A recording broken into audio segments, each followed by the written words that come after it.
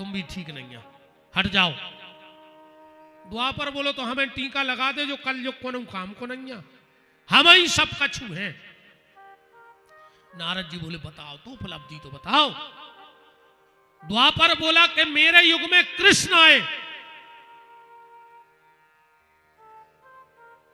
नारद जी बोले जब वो कंस ने 6 बाल बच्चे मारे तब कहां गए थे तुम? तुम्हें आके रोकना था कि मेरे युग में ये धांधली नहीं चलेगी।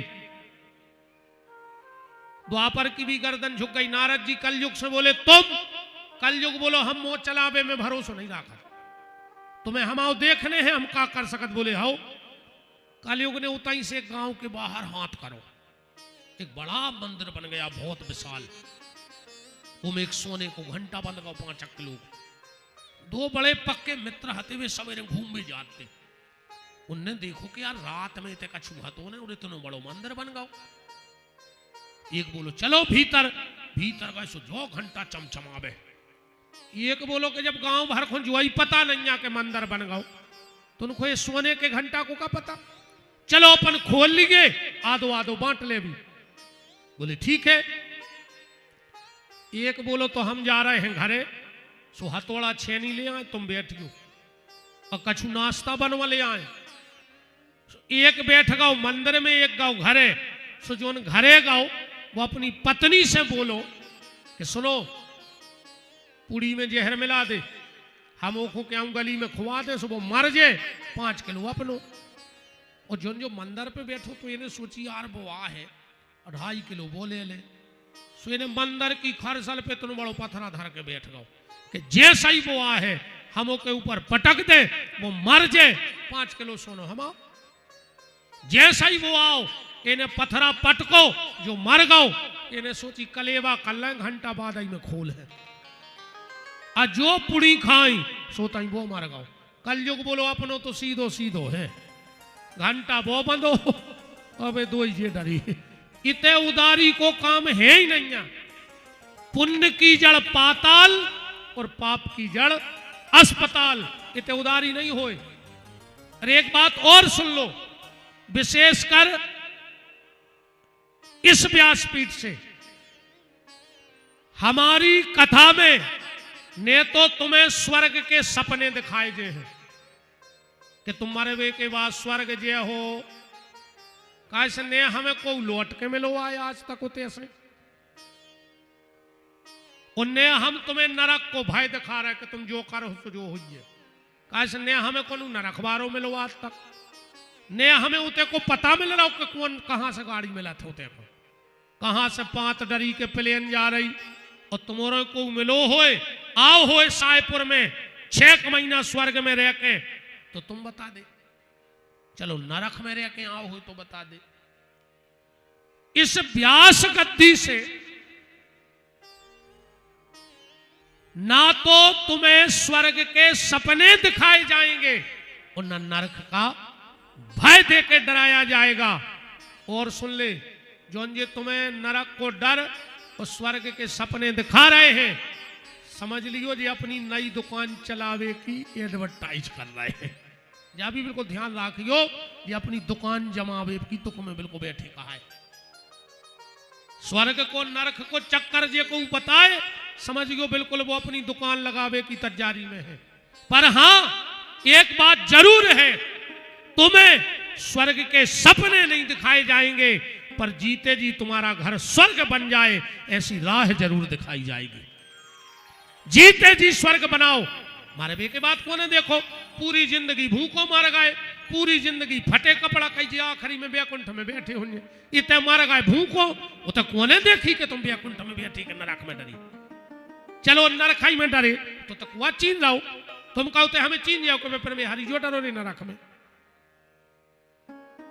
नरक भी यही है और स्वर्ग भी यही है। वो तुम्हारे ऊपर है कि तुम अपने घर को नरक बना के जी रहे हो कि स्वर्ग बना के जी रहे हो।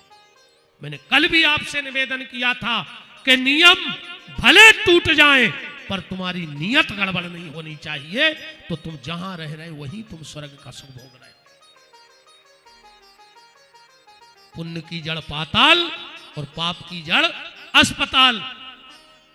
और तीन चीजें ध्यान से सुनियो, दो लोगों को तुमने ढूंढ रहे हो और एक जनो तुम्हें ढूंढ रहा हो, तो आज ही लिख दियो अपने घर के बाहर स्वर्ग, बासी ने लिखियो, अकेलो स्वर्ग लिखियो ना, तुम लिख दो स्वर्गवासी, सो आदमी जान है जे कबे मार गए, अकेलो स्वर्ग लिखियो, बासी नहीं लिखने। अगर दो लोगों को तुम ना ढूंढ रहे हो और एक आदमी तुम्हें ढूंढ रहा हो, डॉक्टर को और वकील को तुमने ढूंढ रहे हो, तुम भारी सुखी कहा है। जब बीमारी ने हो जिस समय का करने डॉक्टरों को, और जब दंदी फंदी ने हुए सो का करने हमें वकीलों को। तो डॉक्टर को और वकील को तुमने ढूंढ रहे हो और पुलिस वाले तुम्हें ढूंढ रहे हो, समझ लियो तुम भारी सुखी कहा है, तुम्हें कोई दिक्कत नहीं कहाई। आखिरी में राजा परीक्षित ने सोने में बास दे दिया। अब जो विद्वान बैठे हो वो ध्यान से सुनना, आज की अंतिम बात आज की सभा की। भागवत के पहले स्कंद में लिखा है कि सोना माने कलयुग, और भागवत जी के 11वें स्कंद के 18वें अध्याय के 16वें श्लोक में लिखो है कि सोनो माने भगवान। अब अपन का मानिए बताओ, यही भागवत में लिखो है कि सोनो माने कलयुग, और यही भागवत में लिखो है सोनो माने भगवान। अपन का मानिए, अपन तो फंस गए बीच में।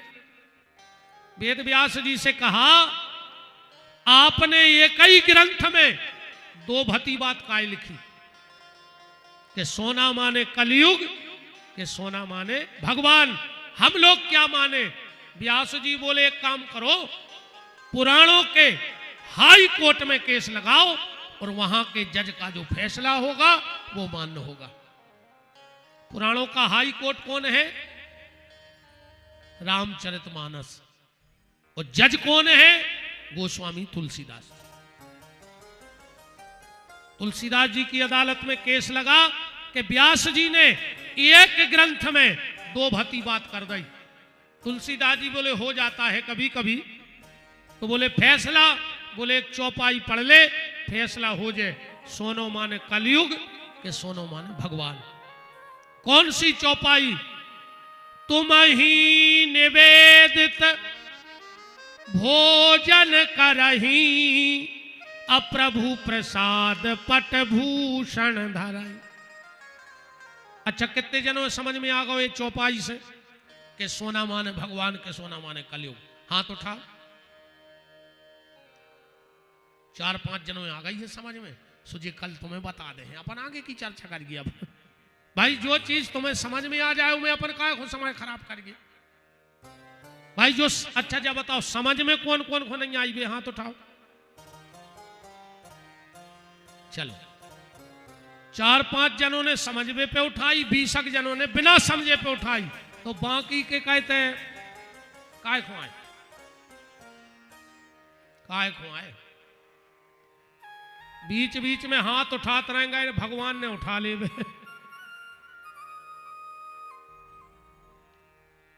बस इस चौपाई को समझ लो कि सोना माने भगवान के सोना माने कलयुग। उदाहरण ऐसे समझो, हम घर में भोजन करते हैं। आजकल तो आदमी खाना खान लगो है। खाना शब्द अच्छा नहीं है, खाना शब्द आए बेशर्मों को। जितने जो बेशर्म रहते वे खाना खाते। सामने वालों तुमसे क्या कह रहा हो? खा ना, मना कर रहा हूं कि नहीं कर रहा हूं? खा ना, और तुम बैठ गए तो तुम बेशरम कहा है कि नहीं कहा है? तुम तो खुद बताओ। और आजकल तो भज्जा और ऐसी भावई बनी है, अब को उसे कहो कि खाना खा ले, सो कहते घर खाएंगे घर। अब रोटी नहीं खा रहा हो आदमी, कहीं खाना खा ले, कहीं हम घर खाएंगे। अच्छा, ऐसे आदमी जब बुलाओ चाहिए जब पुरानों मकान पटकने हुए, तो तुम खूब लगे रहते कि घर खाएंगे। अब तुम जो गिलाव खा ले, तुम जो ईंटें खा ले, तुम जो खपरा खा ले, ऐसे खूब तो लगे रहते कि घर खाएंगे घर खाएंगे। अब खा ले। अच्छा, आदमी जाए कि घर खाएंगे। अब इतनी अन्न की कमी नहीं आ रही कि तुम ईंटें भकन लगो। भोजन करो अच्छे प्रेम से। तो बात ये समझा रहे हैं हम आपको, हम घर में बैठे हैं, एक थाली में दाल है और एक में रोटी है। अब इतने में कौआ गो अपनी बिल्कुल बुंदेलखंडी चलन दो अपन तो काहे भैया क्या कर रहा है, रोटी खा रहा है, शुद्ध भाषा है, रोटी खा रहा है, दाल रोटी है, रोटी खा रहा है। अब भाई थाली उठाओ, दाल की जगह सब्जी नहीं और रोटी की जगह पुड़ी नहीं। अब बस थाली लेके तुम मंदिर की तरफ चल दे। अब गली में को मिले है, कहाँ जा रहा है, मंदिर। कहाँ ले जा रहा है, कहा के हो, रोटी लेके जा रहे हैं मंदिर, जाई क्या हो, अरे यार भोग दे भैया, जा रहा है मंदिर। रोटी की कीमत बढ़ गई कि नहीं बढ़ गई, अब भगवान तक पहुंची नहीं ना। तुम्हारे घर में हती रोटी और खाली भगवान के नाम से तुम्हारे घर से निकली, सो रास्ता में बन गओ भोग। अब वही दे दे तुम पुजारी को, पुजारी ने तुलसी पत्ता डालो, गरुड़ जी बजाए, पर्दा लगाओ। अब का क्या हो, चलो मंदिर में रोटी बटन लगी, चलो प्रसाद ले आइए, प्रसाद बटन लगो। घर में थी रोटी, रास्ते में आया तो वही रोटी बन गई भोग, और वही भगवान के पास पहुंच गई तो बन गई प्रसाद। और उसी को जब कोई संत पाए तो अपन का कहते महाराज, अरे आवार महाप्रसादी की हो जाए, महाप्रसादी की हो जान दे। अब तो भगवान प्रसाद स्वीकार करते हैं, पर संत महाप्रसाद स्वीकार करते हैं।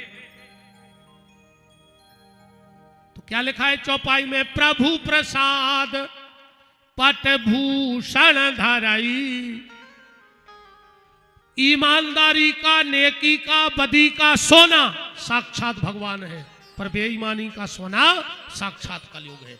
जो जेवर बन के आवे पहले भगवान को पहनाओ और इसके बाद तुम पहनो, क्योंकि जो वस्तु भगवान से जुड़ जाती है उसकी कीमत अपने आप बढ़ जाती है। उदाहरण, यहां एक बाल्टी रखो और उस बाल्टी में अपने धोने के कपड़े डुबा दो। अब उस पानी को कहां डालोगे, नरक में, नाली में डालोगे कि तुलसी में, नाली में ले जाओ फेंक देना। और वही बाल्टी के पानी में भगवान के चरण धुला दो। अब उस जल को कहां ले जाओगे, नाली में के तुलसी में, अब तुलसी में ले जाओगे। पानी वही है, पर जब कपड़े का साथ किया तो नाली में चला गया, और भगवान के चरणों का साथ किया तो तुलसी में चला गया। जीवन और प्राणी वही है, संसार का साथ किया तो नरक रूपी नाली में, और संतों का और माता पिता की सेवा की तो तुलसीदास के प्रभु राम तक पहुंच जाओगे। बस कहां बैठे हो, किसके साथ बैठे हो, इस पे बहुत निर्धारित करता है जीवन। तुम्हारा संग क्या है, तुम बैठते किसके साथ हो। तो गोस्वामी जी कह रहे हैं कि जेवर बन के आए पहले भगवान को अर्पण करो। हम तुम्हारे एक अच्छी बात बताएं दे रहे सायपुर वालों को, जे जब भी कहूं तुमसे कहे कि हमें घुमावे लेवा चलो, लक्ष्मी नारायण मंदिर भरने लवा जज्जो, काहे लक्ष्मी है बड़ी यादमन, बेबदलत रोज हार, जे तुम्हें उतना ही घुटी मार है कि सुनो अगली बार ऐसी 2 फलियां हमारे हार में जुड़वा दो। ये तो जब भी मंदिर की कहवे सो शंकर जी के मंदिर लुआ जज्जो, फिर कबू ने कह के कहा 2 गोहेरे पकड़वा दो क्या हमसे, एक सांप ले आओ हमारे लाने, फिर ये कभी नहीं कहेंगे। सोने में बांस दिया, परीक्षित जी ने जाकर के श्रमिक के गले में सांप डाल दिया, श्रृंगी ऋषि ने श्राप दे दिया, और गौरमुख नाम के चेले ने परीक्षित को बताया, एक सेवक ने बताया कि एक ऋषि कुमार आया है, उसने आके कहा महाराज हमारे गुरुपुत्र ने तुम्हें श्राप दे दिया है, 7 दिन में तक्षक नाम के सर्प के काटने से तुम्हारी मृत्यु हो जाएगी। परीक्षित ने कहा अरे वाह, चलो मेरे कर्म का मुझे प्रायश्चित करने का मौका तो मिल गया। तत्क्षण परीक्षित जी ने संपूर्ण राज्य का त्याग किया और गंगा के घाट पे आके बैठ गए, जहां पर पहले से श्री सुखदेव जी बैठे हैं। और सुखदेव जी ने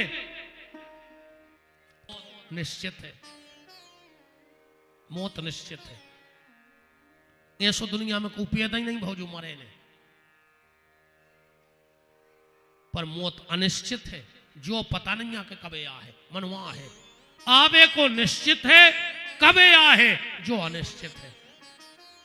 परीक्षित 3 काम करो, कथा सुनो। परीक्षित जी बोले आप ही सुना दो। सुखदेव जी बोले सुना दे। परीक्षित बोले पर जा बताओ 7 दिन में हमारा उद्धार हो जाए। अच्छे से एक बात और समझियो, अगर अच्छो डॉक्टर हुए तो आधी बीमारी वो हाथ देख के दूर कर दे। और कौन कौन डॉक्टर, अच्छा तुम अच्छे डॉक्टर के जाइयो, वो हाथ पकड़ है 2-3 बेर देख, अरे यार तुम्हें है का यार, तुम हर हफ्ता आ जा, हमारी दिमाग खराब कर बे, तुम्हें कुछ नहीं है। अब नहीं आइयो, हम आए थे, अब आए हो तो जो 2 ताकत की गोली ले ले खा ले, अब नहीं करेंगे हमें परेशान। अब चाहे वो आदमी घर जाकर मर जाए, मनु गली में समोसा खा ले, डॉक्टर ने कह दी हमें कुछ ही नहीं है, हम तो बिल्कुल अच्छे हैं। अच्छे डॉक्टर की क्वालिटी। और कौन डॉक्टर कहूँ बगल के स्टूल पे बैठा के हाथ पकड़ के 3 बेर कह देवे ओ ओ ओ, सो तुरंत तो ब्लड प्रेशर बढ़ जात। ऐसो लगत यार का स्टूल ही पे मार जे हैं यार, हम का इतने सीरियस हते यार, का घरे फोन कर दें कि हम आने पे हैं। बताओ अच्छा कहूँ डॉक्टर हाथ पकड़ के 3 बेर कह देवे ओ, तुम बड़ी लापरवाह हो, तुमने इतनी देर लगा दी। ऐसो लगा था का भाई पटा थे करिए जो का स्टूल ही पे मार जे हैं। ये अच्छे डॉक्टर की और खराब डॉक्टर की क्वालिटी है। सुखदेव जी 1 नंबर के स्पेशलिस्ट है इस मामले में। परीक्षित जी कह रहे 7 दिन भर्ती, और सुखदेव जी कह रहे 1.5 घंटा में ऑपरेशन करके भगा दे हम तुम्हें घरे। आधी दम बन गई परीक्षित को कि हम 7 दिन एडमिट हो रहे, और डॉक्टर कह रहा 1.5 घंटा को तो काम ही है, 7 दिन तुम्हें तो कर होगा। पर परीक्षित एक काम करना, अगर मैं तुम्हारा इलाज करूंगा तो तुम्हें परहेज करने पड़े। परहेज कौन सा? चिंता। चिंता न करिए। परीक्षित बोले चिंता ना करें तो क्या करें? बोले चिंतन। अच्छा, चिंता में और चिंतन में अंतर का है?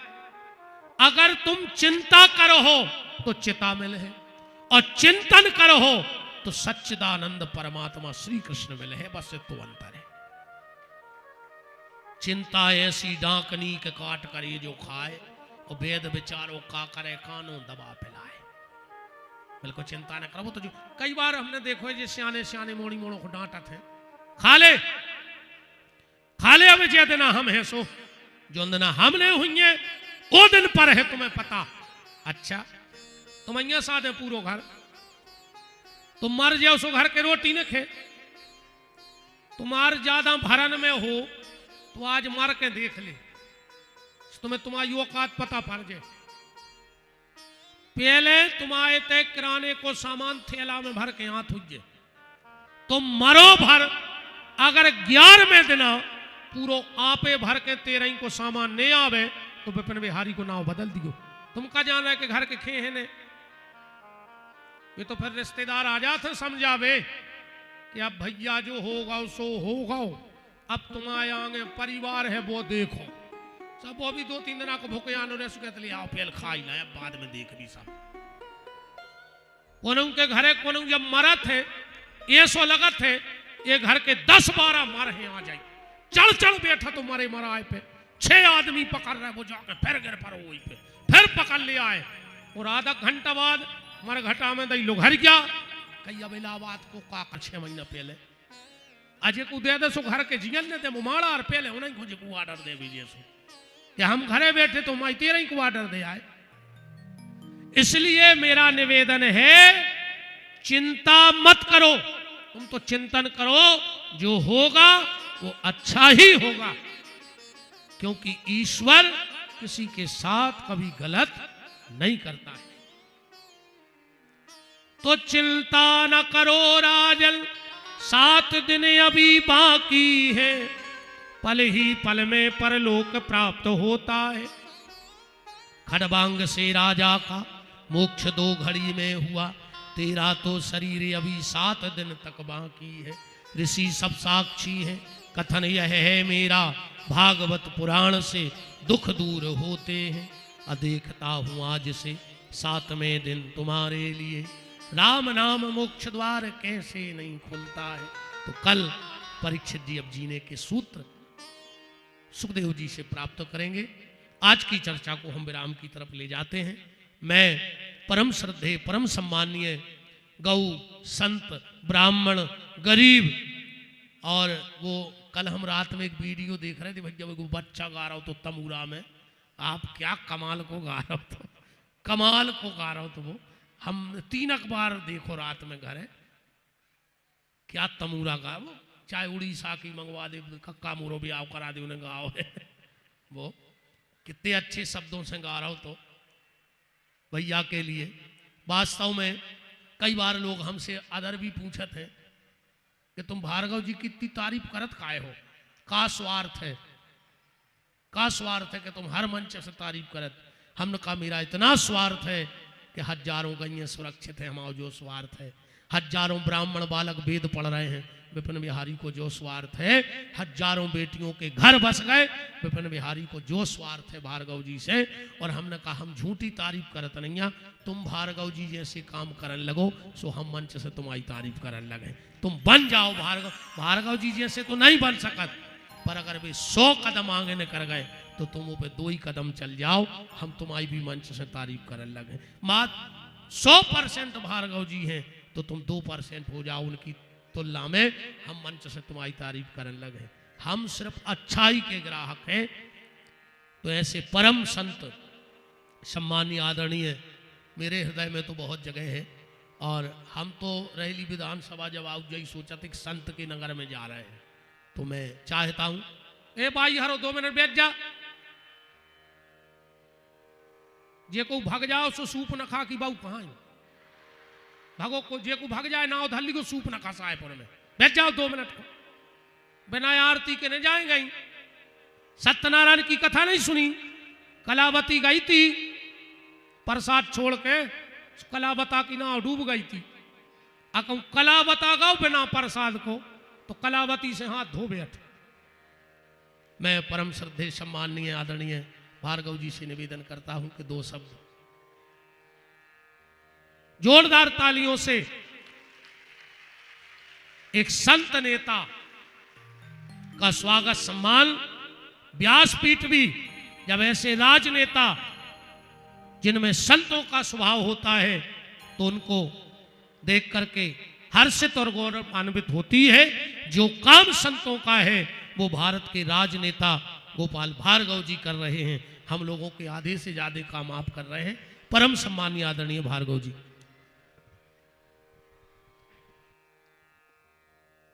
श्रीमद् भागवत कथा के तृतीय दिवस में आज मेरा बड़ा सौभाग्य है कि भले ही अल्प समय के लिए सही लेकिन कथा सुनने का सौभाग्य मिला। और कहते हैं एक घड़ी आदि में बुनियाद, और तुलसी संगत साधु की हरत कोट अपराध। ऐसे बड़े साधु जो साधु स्वरूपा ही है, प्रवचन भी नहीं करते सिर्फ, बल्कि गौ सेवा भी करते हैं। अनेकों प्रकल्प भी इन्होंने चलाए हैं। ऐसे हमारे व्यास गद्दी पर विराजमान हमारे ही अपने बुंदेलखंड के बहुत ही लोकप्रिय कथावाचक श्री विपिन बिहारी जी महाराज एक बार भगवान का स्मरण करेंगे। बोलो राधा कृष्ण भगवान की, लक्ष्मीनारायण भगवान की, सिद्धि विनायक भगवान की। साथ में कथा के यजमान नगर परिषद के अध्यक्ष देवराज जी जो सपत्नीक यहाँ पर विराजमान हैं, पूर्व अध्यक्ष प्रतिनिधि मनोज भाई, चंचल भाई, हमारे भतीजे सोने जी महाराज जी, रामस्वरूप जी, हमारे राम सिंह जी, भाईजान भी नीचे बैठे हैं, सभी धर्मों के लोग। और वास्तव में श्रीमद् भागवत की कथा ऐसी है जो किसी एक धर्म के लिए नहीं है, ये संपूर्ण जगत के लिए है।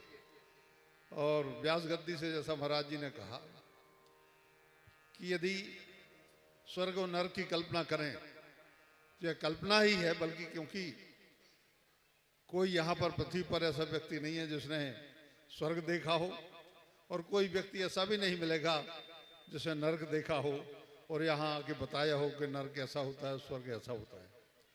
बचपन में कैलेंडर निकलते थे, जब मैं देखता था कलर प्रिंटिंग शुरू हुई थी 50-60 साल पहले, तो हमारे घर में लगे रहते थे वो कैलेंडर कि चोरी करोगे तो ऐसा होगा, हाथ काट लेंगे, या ऐसा व्याभिचार करोगे तो ऐसा होगा, ऐसा होगा, कई प्रकार की हारी से ऐसी काल्पनिक बातें छपी रहती थी।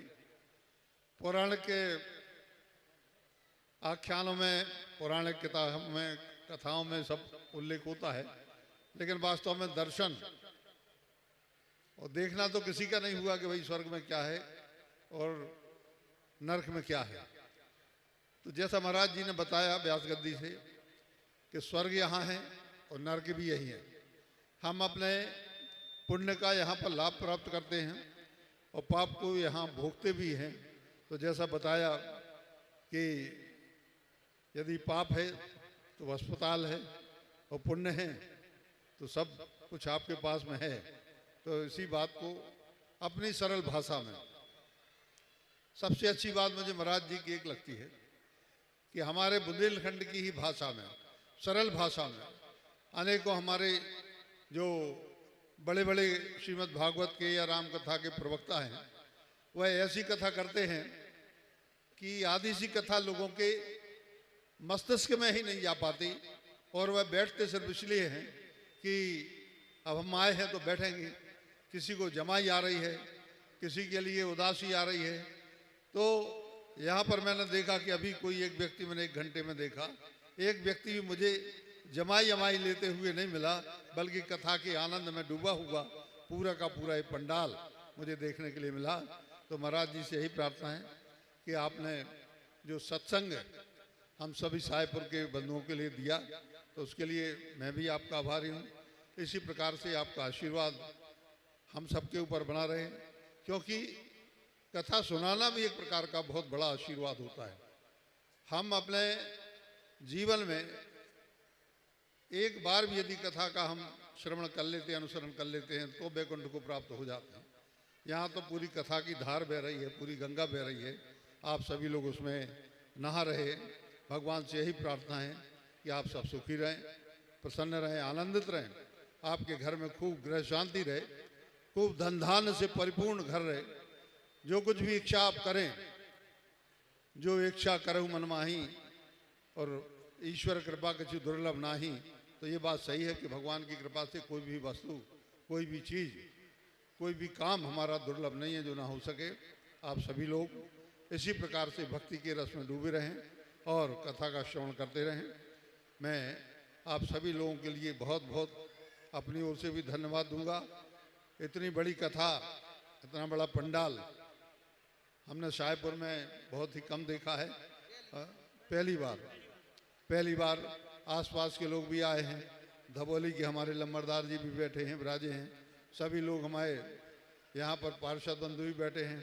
हमारे सभी लोग, उत्तम सिंह जी ठाकुर साहब बैठे हैं, सभी हमारे शंकर सिंह जी हैं लम्बरदार, बलराम पटेल जी भी हैं हमारे,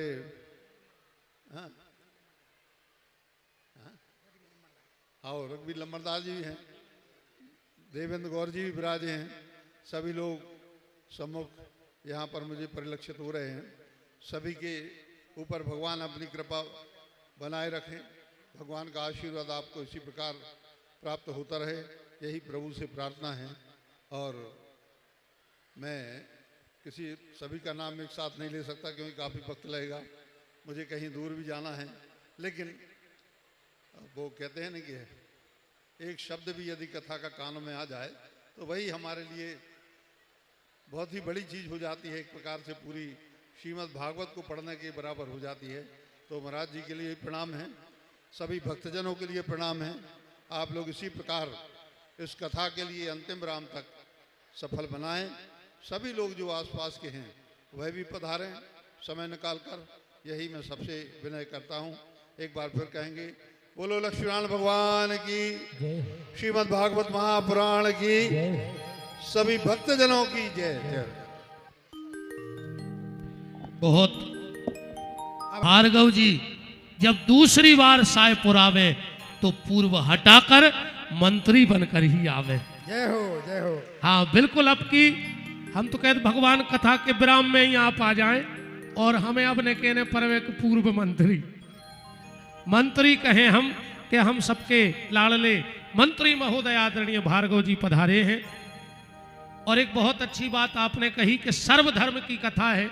वास्तव में भैया मैं कई बार मंचों से कहता हूं कि जिस दिन भारत का हर एक हिंदू स्वामी विवेकानंद और भारत का हर मुसलमान डॉक्टर अब्दुल कलाम बन जाएगा, उसी दिन ये भारत सोने की चिड़िया नहीं सोने का शेर बन जाएगा। अगर हर मुसलमान डॉक्टर अब्दुल कलाम हो जाए और हर हिंदू स्वामी विवेकानंद हो जाए, भगत सिंह हो जाए। बहुत बहुत आपके बहुत कम शब्दों में बहुत भाव होता है। मैं भगवान से जल्दी प्रार्थना करता हूं कि आप हमें भी जब अगली बार मिले तो पूर्व ना लगे, हमें अच्छा नहीं लगता है। अब हम आरती की तरफ चलेंगे। परम श्रद्धेय सम्मानीय भार्गव जी, उत्तम सिंह जी ठाकुर साहब, हमारे देवेंद्र गौर जी, हमारे बिही बाय लम्बड़दार, अब हमें तो बिही बाय जम गए, अब हम बिही बाव के नाम से जान है, बिही भूल है बिना में तो ठरी भी है। सभी हमारे मनोज जैन जी पूर्व पार्षद, कथा के मुख्य यजमान श्री देवराज जी अध्यक्ष नगर परिषद, अच्छा भटावारे भी, और भैया राकेश शुक्ला जी और समस्त भक्तगण आरती में सम्मिलित हो जाइए खड़े।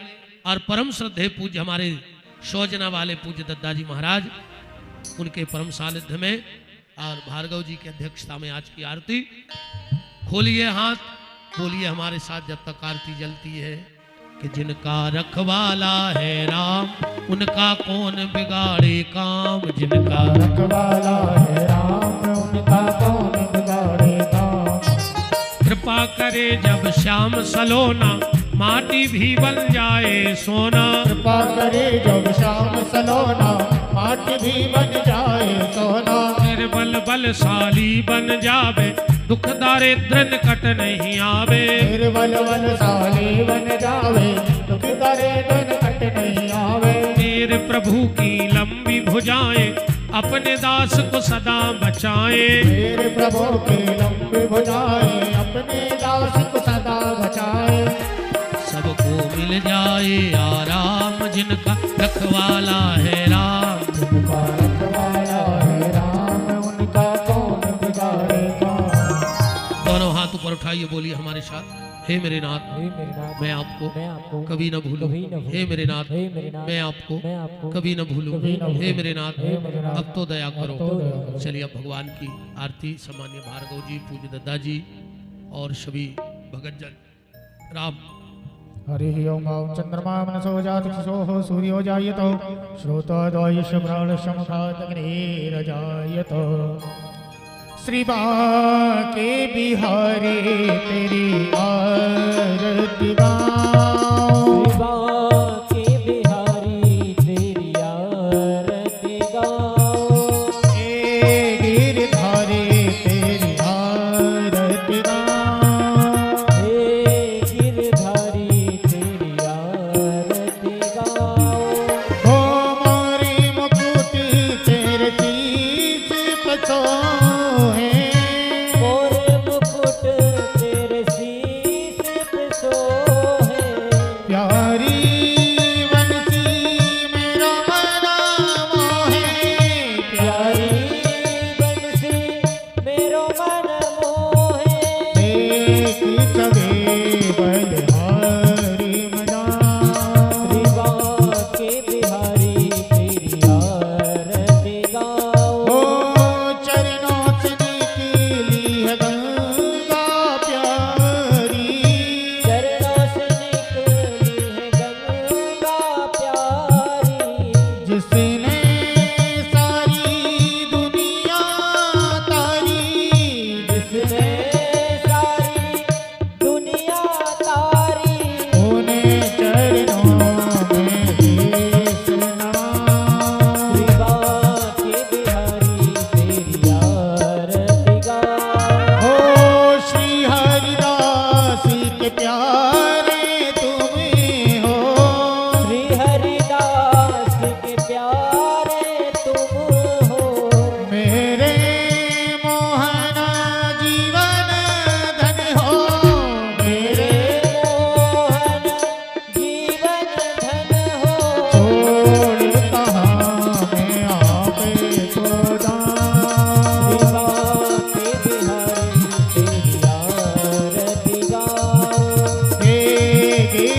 गिरधारी तेरी आरती गाऊं।